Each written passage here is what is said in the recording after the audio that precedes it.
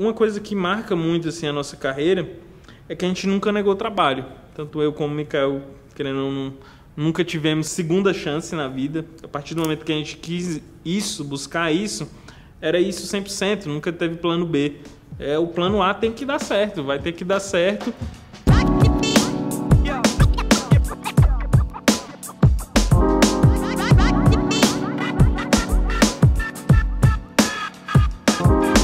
Brinco com essa história do final do mês, porque a gente precisava pagar o aluguel do ateliê, não tinha pra onde correr, você tinha que fazer qualquer trabalho. Então a gente trabalhou pintando um apartamento, a gente fez cenografia de festa, a gente pintou a padaria, a gente pintou um consultório médico, acabou fazendo tudo. Só que isso foi bom porque a gente pintou tudo, fez todos os temas e sempre botando a nossa linguagem. A gente sempre quis fazer a nossa linguagem, tipo, deixar aquilo em evidência que era um traço nosso, original, não só algo reproduzido. Então a gente pegava as ideias dos clientes e botava no nosso traço e entregava o que o cliente queria. Isso foi forjando o nosso trabalho, a nossa caminhada, a nossa malícia de poder resolver problemas. Porque no final das contas, o cliente te procura, independente se é arte, se você tem que fazer uma música, se você tem que fazer um vídeo, para resolver um problema.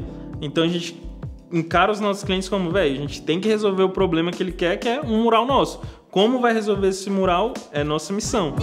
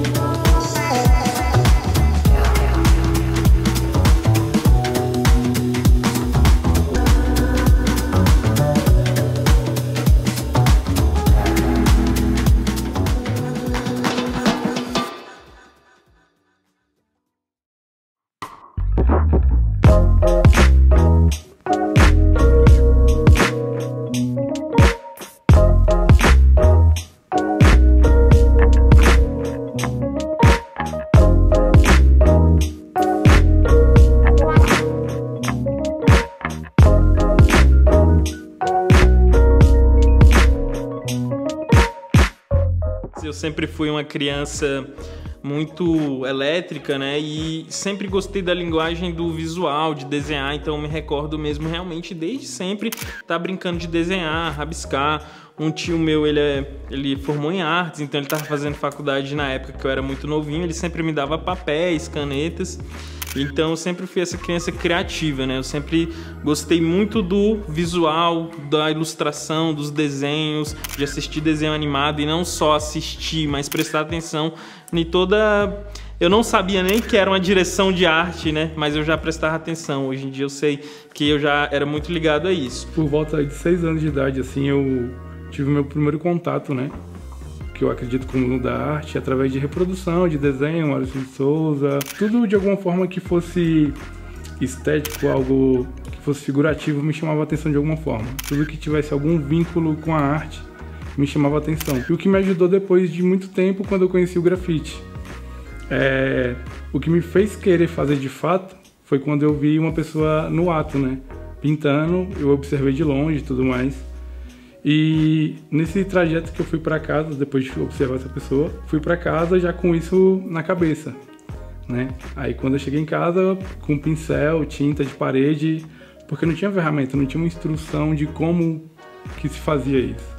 Eu só queria meio que pintar na rua.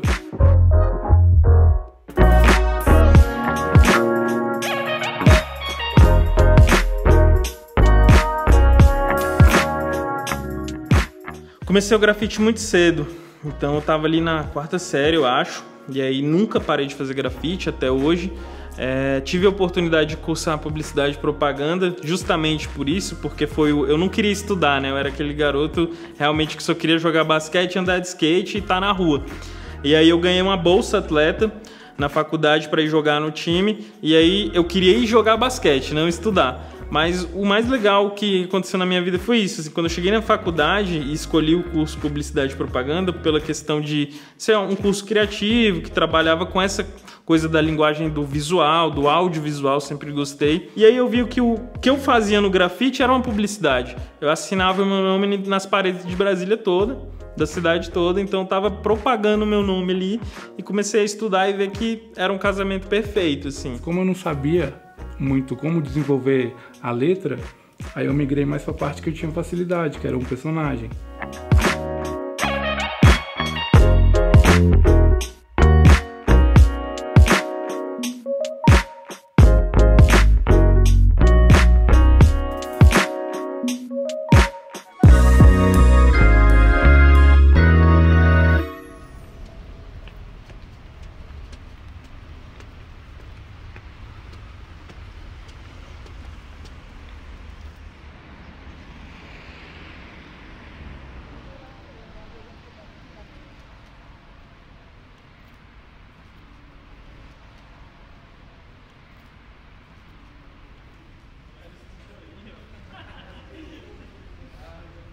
Eu e o Toys, a gente se conheceu através do próprio grafite, né? Do trabalho na rua. Na verdade, eu conheci o Toys, o nome, muito antes da pessoa. E eu acredito assim como ele também. Na minha cabeça, na minha imaginação, o Toys era um estereótipo totalmente diferente do que eu conheci. Desde então, a gente começou a ser amigo, de fato, né? E pelo fato, acho que do propósito, né? De vida ser coisas muito parecidas, e acabou que começamos a trabalhar junto e desde então não paramos mais.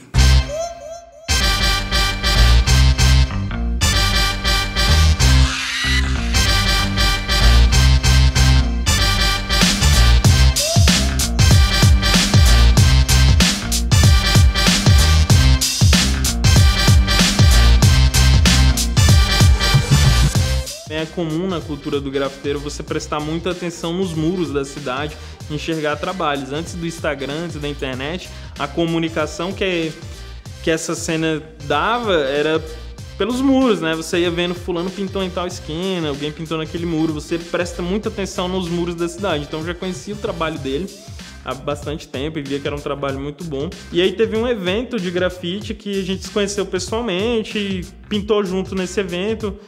Virou amigo, sabe? Aquela pessoa que você parece conhecer há muito tempo. Foi isso, assim, que eu tive a sessão com o Mick. E aí a gente marcou de pintar no outro dia. Tipo, vamos pintar um muro, eu e tu, no Guará, no bairro aqui de Brasília. E aí pintamos esse, depois pintamos outro e viramos, tipo, muito amigos, sempre pintando. E aí nessa época a gente não tinha aquele sonho, eu acho, de viver de arte, porque era algo muito distante. Só que não ia acontecer, era algo que estava muito distante da nossa realidade. Então, quando a gente estava pintando na rua, sempre aparecia uma pessoa ou outra perguntando se a gente queria pintar o quarto do filho, fazer a fachada de uma padaria, coisas do dia a dia. E a gente estava pintando junto, vamos, passava um orçamento, acabava que fechou um trabalho, outro. E foi assim, naturalmente, começou numa amizade, né? Ainda somos muito amigos hoje, praticamente meu irmão, mas viramos sócios, né? Assim, de uma parada que a gente nem imaginou onde ia chegar. Mas foi através da rua, do próprio grafite, que a gente se conheceu.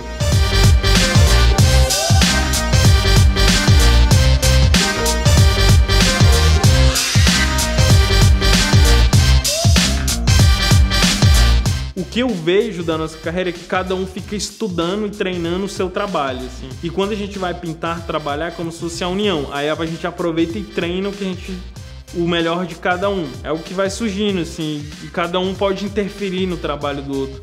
A gente, pelo que eu vejo, não tem tanta essa vaidade, né? Tipo, não mexe nessa parte e tal. Tipo, acho que a gente já trabalha tanto tempo junto e criou isso junto que acaba que a gente tem essa liberdade de saber o melhor de cada um, o que o outro vai fazer.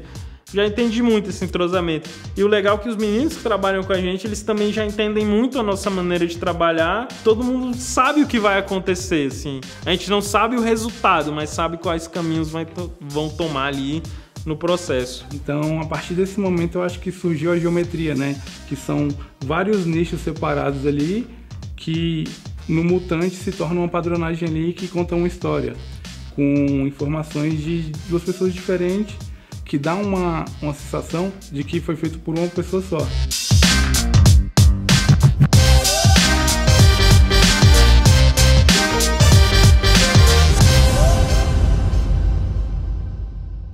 O nosso primeiro trabalho, assim, que veio um reconhecimento financeiro, foi algo que hoje é muito pouco, mas na época foi algo, acho que foi um degrau, né, que a gente subiu.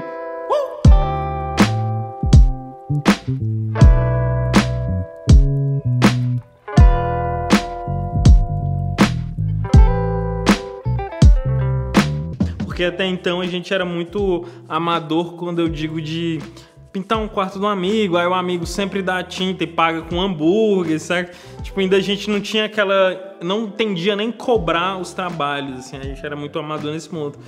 E aí surgiu uma oportunidade de pintar um apartamento na Asa Norte, um bairro aqui de Brasília, de um casal, assim, já mais velhos, mas os caras gostavam muito de grafite e acompanhavam o nosso traço, nosso trabalho já na rua.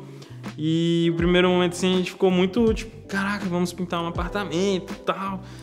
O que fazer lá também, né? A gente queria fazer algo com a nossa essência, com a nossa pegada, mas também deixar de uma maneira que funcionasse dentro de um apartamento. A gente sempre teve a noção que não... você tem que saber pintar algo que funcione naquele ambiente. E aí o cliente super gostava, deixou a gente totalmente livre, e na época isso foi até difícil, de o cara falar assim, ó, pinta o que vocês quiserem. A gente, tipo, meu Deus, o que a gente faz agora? Quando você tem um direcionamento, acaba que fica mais fácil. Mas quando você tá livre, é tipo, você tá livre, e agora? O que você faz? Você não sabe nem o que fazer. Foi muito bom, foi algo que marcou a nossa vida. Inclusive, esse cliente virou até um amigo, até hoje acompanha o nosso trabalho, até hoje tá esse grafite lá. E a partir daí é como se você abrisse uma janela na sua mente, né? Você nunca mais vai fechá-la. Depois que você passa por aquela experiência, você entende que é possível, você entende como cobrar, você entende que você dá conta de fazer aquele trabalho.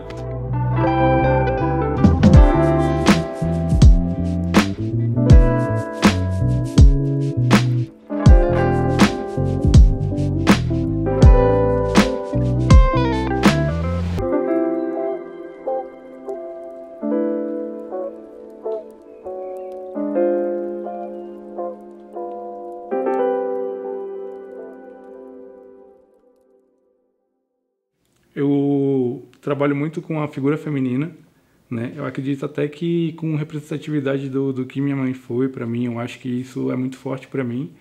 E tem até um símbolo no rosto que eu utilizo bastante, que as pessoas conseguem caracterizar, às vezes, o trabalho por conta do coração no rosto. Que o coração, ele surgiu a partir do momento que, perdi, por exemplo, perdi meu pai, perdi minha mãe. Aí, como se fosse duas lágrimas que eu uni e meio que converti como se fosse essa dor em algo positivo, né, por mim conseguir não estagnar, né, não utilizar isso como se fosse um peso para mim, mas sim uma válvula de descarga para mim fazer meu trabalho tipo da melhor forma. Então, e para sempre ter presente um pouco disso é anexado lá como uma assinatura.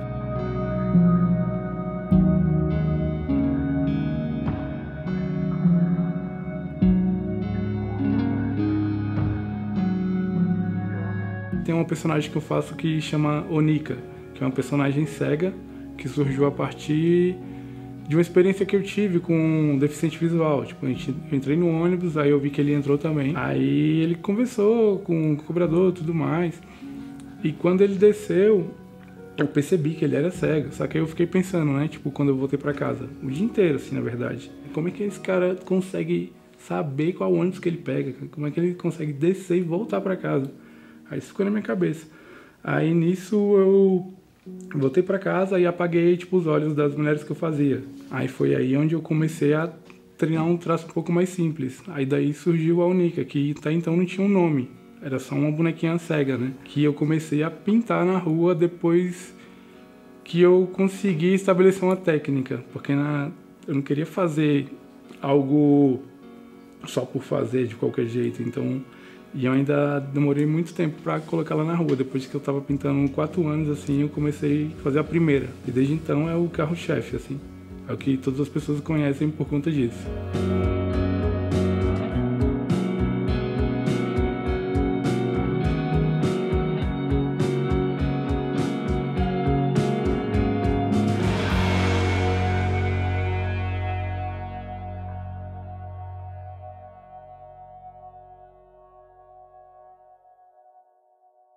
meio que minha mente ela já está habituada, o meu olho está treinado a ver referências em todos os lugares, numa sombra, numa arquitetura, ainda mais Brasília, que eu acho incrível. Eu vejo Brasília muito geométrica, como se fosse um layout, né? Mas hoje em dia as minhas referências elas estão caminhando, por incrível que pareça, não tanto o grafite. Eu procuro consumir mais outros tipos de referência do que o grafite, do que a arte de rua.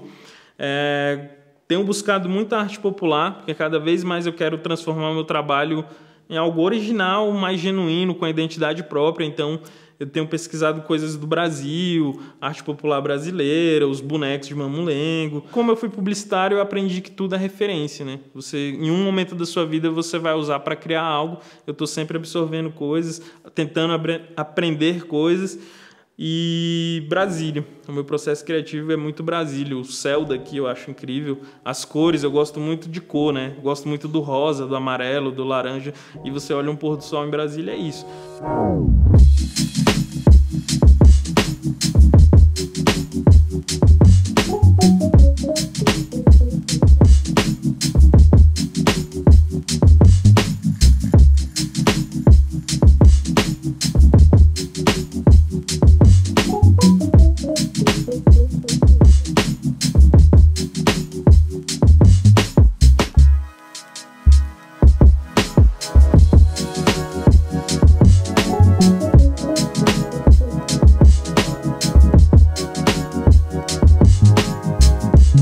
O viaduto do centro era uma parede enorme no centro de Brasília, e ali o nosso desafio foi pintar na rua uma linguagem que a gente só pintava para trabalho comercial, que era a junção dos dois trabalhos e fechar a parede inteira. Porque na rua a gente buscava mais fazer trabalhos mais simples e quantidade, fazer mais os personagens, escrever mais o nome, aquele bem grafite tradicional. E a gente quase não tinha tempo, dinheiro, material, recursos para fazer um mural mega trabalhado na rua. E aí dessa vez a gente se organizou para fazer esse mural. Até hoje eu adoro esse mural. E foi algo que realmente marcou a nossa carreira. E foi como se fosse um salto de realmente essa é a nossa identidade. Foi como se a gente estivesse colocando em Brasília a identidade Omic Toys. E não só Toys, e não só Omic. Um dos murais, acho que um dos maiores que a gente fez de extensão, acho que foi o mural da Coca-Cola. Que eu acho que chegou próximo a 1 km.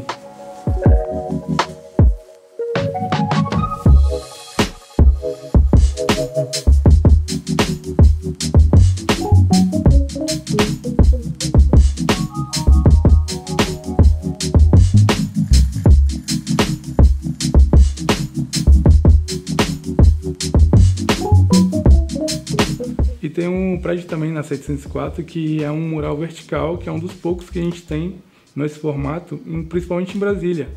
Embora tenha muitas estruturas, tenha muitos prédios com esse formato, mas para pintar é muito burocrático. A gente viu que era uma oportunidade que talvez a gente não tivesse tão cedo, porque é muito raro realmente ter um painel vertical.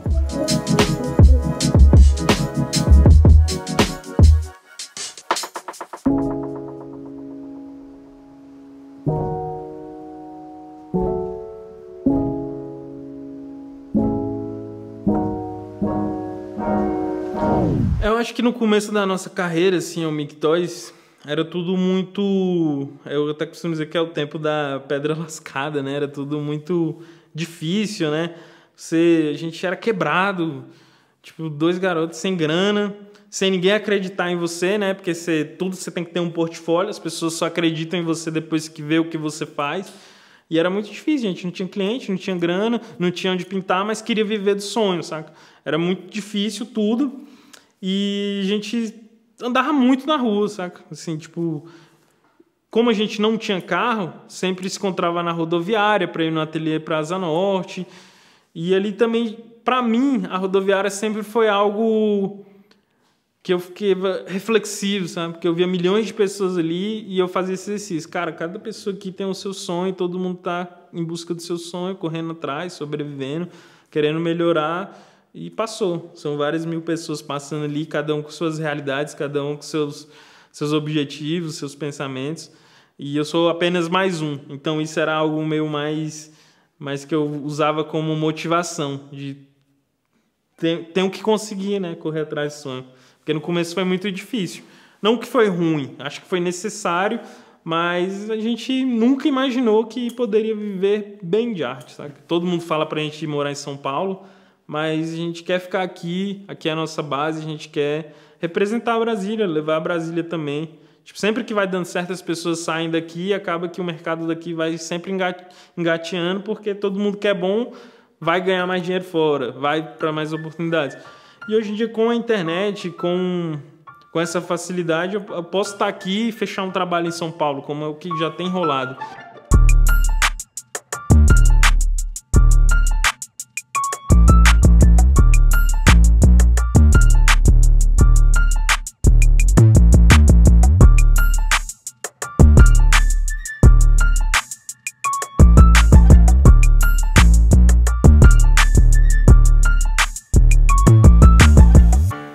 Eu acho que não tem nada do que eu faça ou que eu pense fazer que não tenha isso de base, né? Tipo, querendo ou não, a minha história, a minha perspectiva, o que eu busco tanto melhorar como tirar de excesso porque já não serve mais, influenciar outras pessoas. Eu acho que é um papel muito delicado, ao mesmo tempo que é muito grandioso, né? Teve um tempo atrás que algumas escolas alguns professores fizeram com que as pessoas estudassem, as crianças estudassem os nossos trabalhos, ao invés de, por exemplo, artistas que já têm um nome, sabe? Tipo, Tarsila do Amaral, Van Gogh. Então, aproximou essas crianças, tipo, de artistas mais palpáveis, né? Isso eu achei fantástico e, ao mesmo tempo, eu me senti muito lisonjeado por isso. Isso realmente foi algo que não teve preço, assim. Só que algo que me impactou muito foi até um pouco no começo, que uma mãe me enviou um e-mail, assim, tipo, contando a história, né? Tipo, e super me agradecendo, e depois eu também fiquei muito emocionado com isso. Ela tava passando com o filho dela para deixar na escola todos os dias da semana, assim, né? Tipo, segunda, aí o menino apontava pro muro assim, tipo, olá, mãe. Aí ela, meu filho, o céu, que legal, o bichinho lá e tudo mais. Aí, tipo, passou segunda, terça, ele todo dia mostrava. Aí chegou um dia, tipo, uma sexta-feira, aí ele mostrou pra ela. Ela, o que é, meu filho? O que você sempre me mostra? Aí ele baixou assim, abriu a mochilinha dele e pegou o caderninho, né? Que ele tentou desenhar o que ele via, assim, pra mostrar pra ela. A personagem não tinha boca e o menino era mudo. Aí, tipo, ele se identificou com isso. Aí, tipo, foi onde virou a chave na minha cabeça. Porque, querendo ou não, quando você só pinta algo só por uma estética, beleza. Mas quando seu trabalho faz a diferença na vida de alguém ali, aí eu comecei, tudo que eu fosse pintar, realmente eu raciocinava antes o porquê e que de forma aquilo ali pode impactar na vida de alguém positivamente. Hoje em dia a gente sabe que o nosso trabalho ele virou referência também e por isso a gente tem uma responsabilidade muito maior do que a gente tinha 10 anos atrás. E a gente entende a responsabilidade e hoje em dia a gente sabe o que deve se pintar na parede, qual cor usar, onde pintar, porque tem muitas pessoas que se espelham na gente, não só porque querem ser grafiteiros, mas tipo, a gente bate muito nessa tecla de você pode ser o que você quiser, você tem que correr atrás dos seus sonhos de uma forma inteligente. Tudo começa no sonho, né? Que você tem que sonhar para realizar, para você acordar. O primeiro passo é sonhar, o segundo passo é acordar, o terceiro passo é você ir buscar. Então a gente entende que nós viramos uma referência tanto para o grafite como para, tipo, de conseguir conquistar algo, né? Porque se viver do que você gosta no Brasil é difícil. É muito massa, é muito gratificante poder ser esse espelho e a gente sabe o tanto que você tem que ter responsabilidade. A gente tenta abrir portas para as pessoas, para os nossos amigos, para as pessoas que estão vindo, né? Não dá para fazer qualquer coisa, sabe? Não dá para tratar mais como uma brincadeira, porque tem pessoas que se espelham na gente, como a gente se espelha em outras pessoas.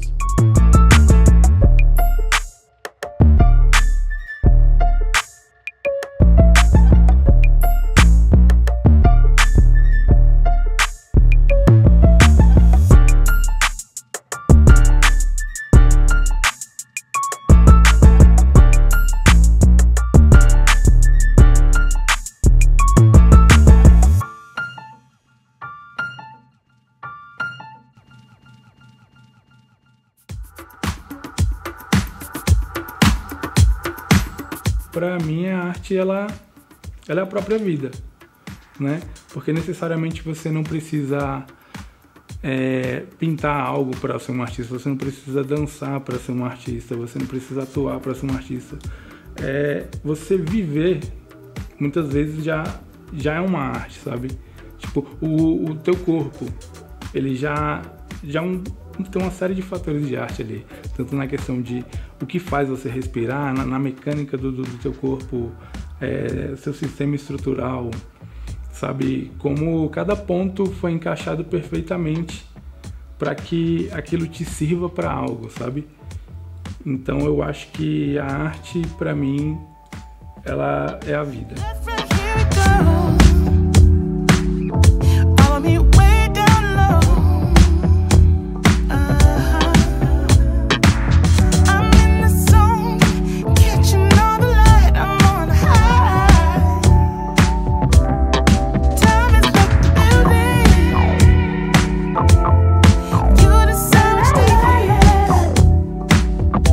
A arte hoje em dia, pra mim, ela ganhou o significado de basicamente tudo, né? É algo até sagrado pra mim. A arte pra mim mudou a minha vida, está mudando a vida das pessoas ao meu redor, e foi nela onde eu aprendi tudo, né? Assim, pintar na rua foi a minha melhor escola. Lidar com todo tipo de pessoa, tratar a pessoa mais rica que eu conheço e a mais pobre que eu conheço igual, porque quando você vai pintar na rua é isso, todo mundo é igual. Todo mundo tá na rua, todo mundo tá na correria. Então a arte, pra mim, ela vai pra questão da arte de viver, né? De conectar com pessoas, de ressignificar, de transformar. E o mais importante, que eu até tenho tentado cada vez mais fazer com o meu trabalho, é que a arte, independente da estética, se ela é bonita ou feia, isso é diferente para cada um, com sua interpretação, mas ela tem que gerar sentimento, ela tem que tocar as pessoas, ela tem que passar uma mensagem.